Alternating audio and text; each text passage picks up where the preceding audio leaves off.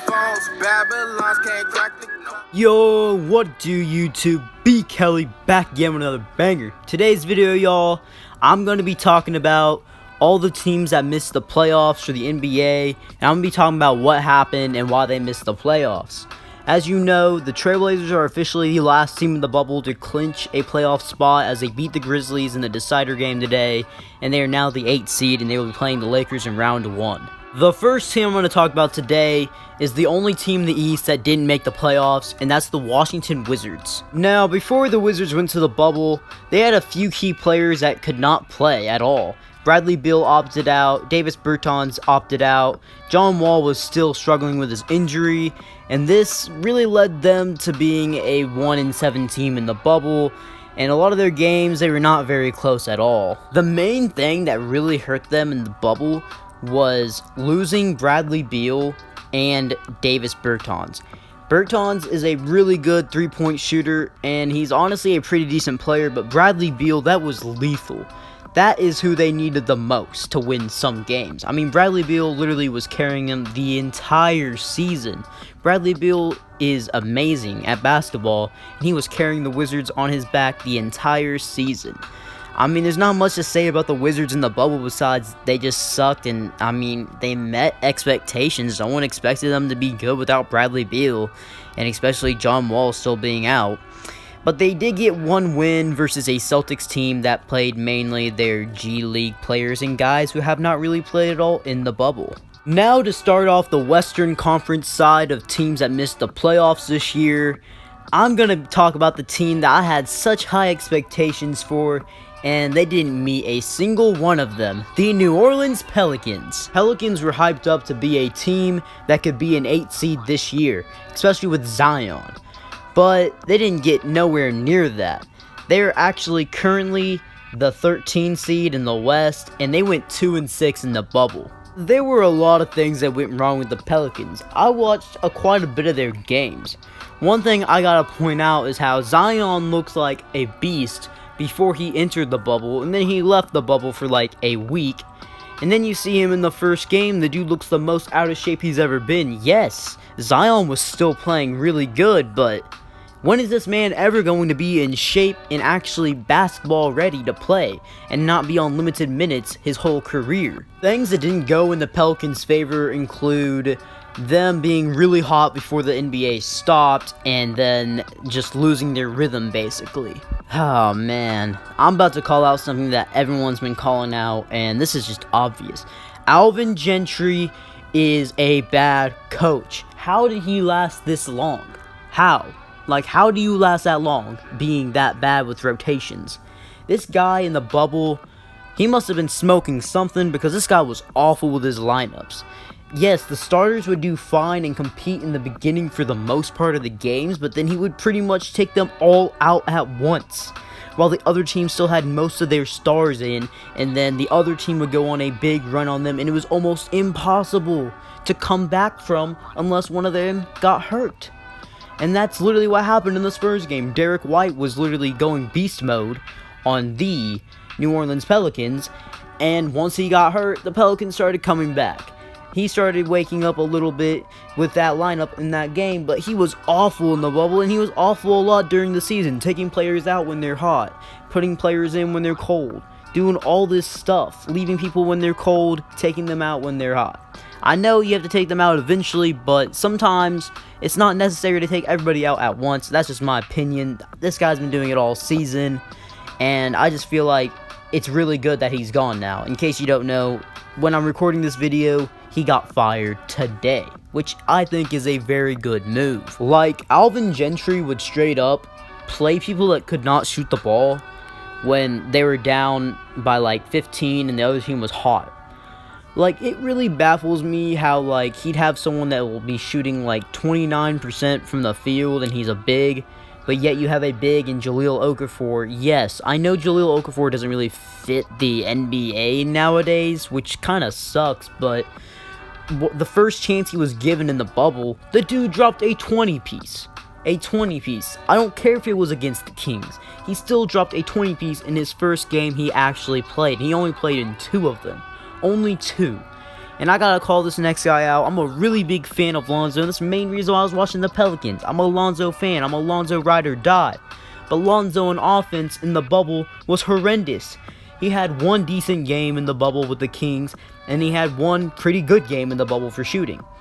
But that's 2 out of 8. How is that good, Lonzo? Your shot terrible. Yes, your defense and the playmaking was fine, and the defense helped out a lot, but your shooting was awful. Just the whole Pelicans all together just didn't look confident or motivated their whole time there, except JJ Redick and Drew Holiday. And it's hard to read Brandon Ingram, but Brandon Ingram did play very good in the bubble. But that's really what happened with the Pelicans. It's just they were not ready in the bubble. They weren't ready at all. And now with the 12th seed in the West, you have the Sacramento Kings. The Kings went 3-5 in the bubble, and their 3 wins came from beating the Pelicans twice and beating a Lakers team in the final game of the season, where the Lakers really didn't have anything to play for because they've had the 1 seed sealed pretty much since the beginning. Now, I would say the downfall of the Sacramento Kings in the bubble was their defense. If you look at the games they lost quite a bit of games by double digits. But it was always because they would always have the other team have like really big quarters where they'd score almost 40 points in one quarter and they could never keep up. They never got started hot really early in most of their games, except the ones they pretty much won. And one of the games they did lose, I think I need to point out, is how they started off amazing versus the Mavericks from the 3, like they did versus the Pelicans the first time they played them, but they fell apart right after. You know, the main problem with them in the bubble was they played teams with shooters, but if you don't really have the defenders to guard the shooters, there's not much that you can do. I mean, I would say the Kings performed as expected. No one was really expecting them to go into the playoffs. So I would say that they didn't really disappoint anyone. Maybe unless you're a Kings fan, you're expecting to go to the playoffs. And then all I have to say is sorry, I guess. With the 11th seed in the West, you have the San Antonio Spurs. And they were very close to actually getting into the playoff, but just some things just didn't go their way. This is the first time the Spurs have missed the playoffs since 1997. And they actually performed very good in the bubble, and they had games that they lost that were very close, literally by 6 points or less. For example, losing to the 76ers 132-130, losing to the Nuggets 132-126, and losing the final game of the season to the Jazz 118-112.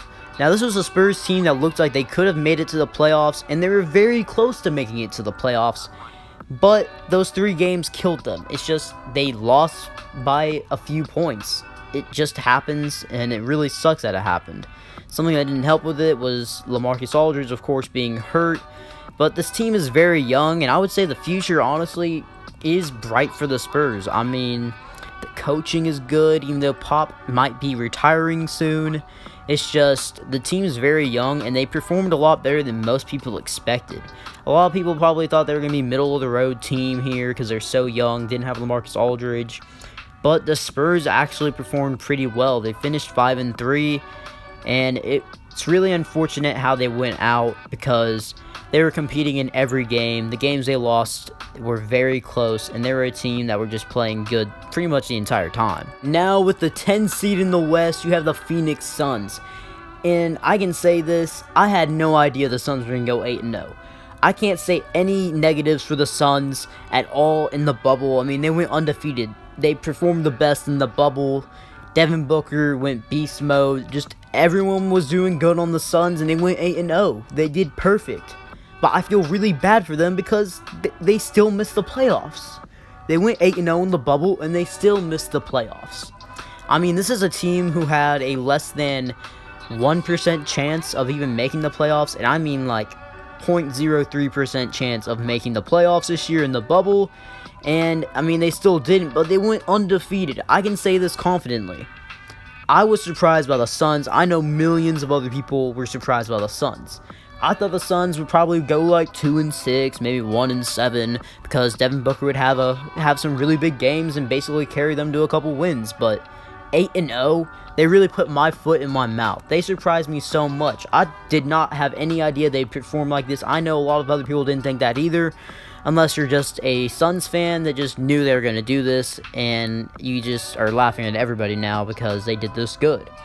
This was very, very good for the Suns. I mean, it's a good look for them, for a team who's been predominantly bad, but it sucks that they missed the playoffs. The downfall for the Suns was they didn't do good enough in the regular season to have a chance at the playoffs, really, even when they went undefeated. And now the final team I'm going to talk about is the 9 seed in the West, who just got eliminated from the playoffs today by the Trailblazers, the Memphis Grizzlies. Grizzlies were kind of disappointing in the bubble, but they had a very hard schedule. They did go 2-7, and they started with a very slow start, where they did not get a win to their 5th game in the bubble, where they beat the Oklahoma City Thunder 121-92. And some of the teams they played were very tough. I mean, they played the Trailblazers twice, the Spurs, Pelicans, Jazz, Thunder, Raptors, Celtics, and Bucks. Now, the things that hurt the Memphis Grizzlies the most were the 0-4 start, the very slow start to the bubble, of course, Jaren Jackson Jr.